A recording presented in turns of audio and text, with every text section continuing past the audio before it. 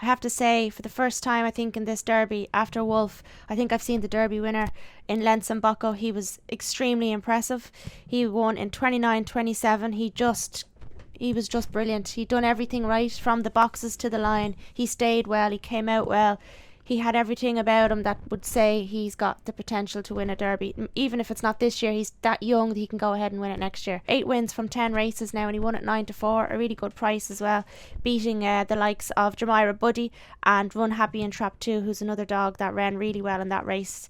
And we've cut a lot of them in the outright. Lenson Bocco is definitely the one for me, was most impressive from Saturday night. Then you've got Slippy Keane. He won from Trap 6 in Heat 2 for another winner for Graham Holland. To be honest, the race was probably made for him. He probably got an easy run, but he's still done 29:41. He was in the final last year. He's improving all the time. Then you go to Heat 3, Droopy's Pension. This was a bit of a weird race because Music to Our Ears was in Trap 5 and he wants the rails, so he made the race. He actually brought all of the dogs over to the rails with him, and he done that well to battle and get around. I don't know how he didn't get milled out of at the first bend. But Droopy's Pension then got a solo run up the outside as an inside runner, but he used to be a wide seat, so we all kind of knew he was going to go well from Trap 6. He done 29:65. A lovely run from him. You can't take anything away from that. Mertz Boher was a big winner. 10-1, 14-1 in the morning. He won Heat 4. Another winner for Graham Holland. He had an unbelievable night. Mertz Boher 29:61. Lenson Blinder ran on well for second. Go to Heat 5. You've got Grangeview 10. This was carnage race. If anybody was there and seen it, if one dog, Log Hill Josh, tripped or fell or whatever happened to him, and he brought down Wolf with him, and then Log Hill Josh turned around and came back the other way.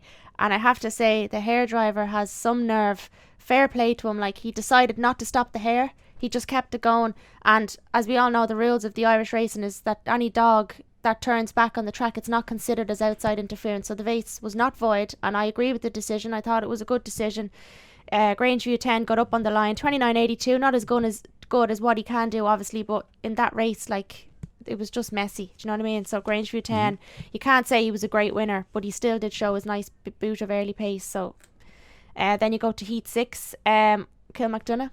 Yeah, it was the biggest cheer of the night, wasn't it? It was outstanding because it just reminded you, when you looked at it, and greyhound racing needs that kind of a star greyhound, and she really caught the imagination, and particularly the way she won the race. It was there on Saturday, and going into the third corner, you say, yeah, she's going to qualify, but then that determination and the way she came through off the final bend to win it was almost like a Derby final cheer when she went over the line. It was really incredible, I thought. Yeah, it's a great boost to the Derby, I think, because especially when it's a little bitch like her, she's only 66 pounds, she's quite small, and I got a picture with her there after racing, and Kieran Lynch was just, I think he's in awe of her. Really, he didn't think she could probably win from that position, probably up the back straight. We were all saying, at least she'll qualify, because she's captured a lot of hearts, this bitch. Everyone just wanted to see her qualify, but to get up and win like she did. Now, I know Ballymac Cooper did cramp, and he cramped bad. He was pretty stiff after the race.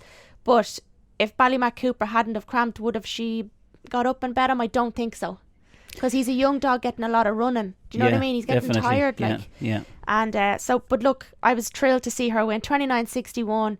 She's a cracking bitch. She's won so many competitions now, beating the boys all the time. Can she win the Derby? I'd like to say yes, but a bitch hasn't won it since 1999.